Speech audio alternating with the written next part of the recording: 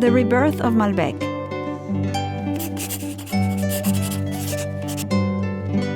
(1152), the Middle Ages. After the French king annulled their marriage because she hadn't provided him with a male heir, Eleanor of Aquitaine went on to marry the English king Henry II and to form the Court of Love. They drank Malbec morning, day, and night. At that time, wine was safer than water. Rulers from all over the world came to Eleanor's court to sample her famous wine. It was called the black wine because of its dark color and rich flavor. 1855, the classification of the Bordeaux wines in Paris. The best French wines were classified according to their prestige, from first to fifth growth. Latour, Lafite, Margaux, Aubryon. 40 to 60% of these wines were made of Malbec. The other main variety was Cabernet Sauvignon. 1860s, the evil louse. Phylloxera, a root-eating aphid born in the Americas, goes to Europe and decimates Bordeaux. The Europeans are able to save their vines by grafting them onto American rootstocks. Both Cabernet Sauvignon and Malbec are late-ripening varieties. Malbec is a delicate grape, so delicate that a change of weather during the flowering season can reduce the yields in half. The Bordeaux French could have serious problems during harvest if early rains made their vineyards rot. Lower yields were also the winemaker's enemy. The French made their decision. They would replace most of their Malbec with Merlot. 1852, Mendoza, Argentina. Argentina's beloved President Sarmiento hired French agronomist Michel Puget to bring fine wine to Mendoza. La tierra del sol y del vino, the land of sun and wine. In Mendoza, the skies were always sunny and late ripening was not a problem like in France. Malbec had found a new home. 19th and 20th century.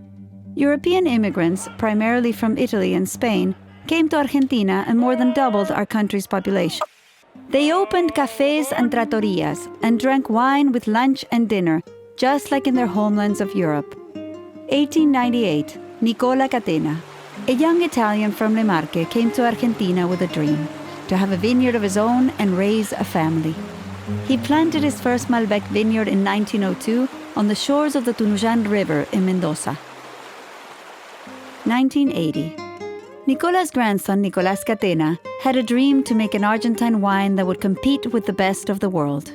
He was inspired by the 1976 Judgment of Paris, where Californian wines had stood their ground against some of the most famous French wines of Bordeaux and Burgundy. 1990, the Malbec Revolution. Nicolas Katina Zapata asked his daughter Laura Catena, that's me, to help him bring back Malbec to its previous glory. 1995. I knew that to make a great Malbec, we needed to start with the best raw ingredients. Inspired by my medical training, I founded the Catena Institute of Wine. The institute researched and cataloged the finest selection of Argentine Malbec, which we called the Catena cuttings. 135 ancient Malbec plants were selected for their small berries, small bunches, deep flavors, and potential to make elegant wines. Frenchman from Bordeaux. Nicolas, the Mendoza red wines from Argentina's traditional wine regions taste like they come from a warm climate. Nicolas Katina Zapata. I need to find the cool climate limit of vine cultivation in Mendoza. Vines have never been planted in Gualtajari at 5,000 feet elevation. That is where I will plant my new vineyard. Nicolas's viticulturalist. You are crazy, Dr. Catena. Vines will never ripen there. And so, the Adriana vineyard is born in Gualtajari in 1992. Why does high altitude matter? Vines ripen differently in the mountains than at sea level because of the cool and sunny climate. Why does cool climate matter?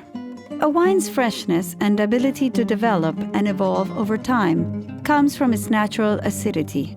Grapes grown in cooler areas have higher acidity, giving them more concentration and minerality. Why does high-altitude sunlight matter? At the Catena Institute of Wine, we studied the effects of sunlight and found that increased sunlight makes the grapes develop thicker, more protective skins with more tannins.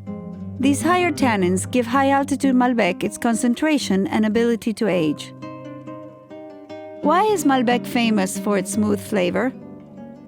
Malbec has a similar amount of tannins to Cabernet Sauvignon, but the Malbec tannins are naturally softer.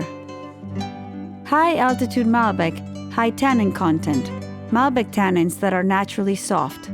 That is why high-altitude Malbec wines are concentrated and velvety at the same time. Not all high-altitude wines are the same. The parcels of Adriana. At Catena Zapata, we have divided the Adriana vineyard into hundreds of parcels according to their soils.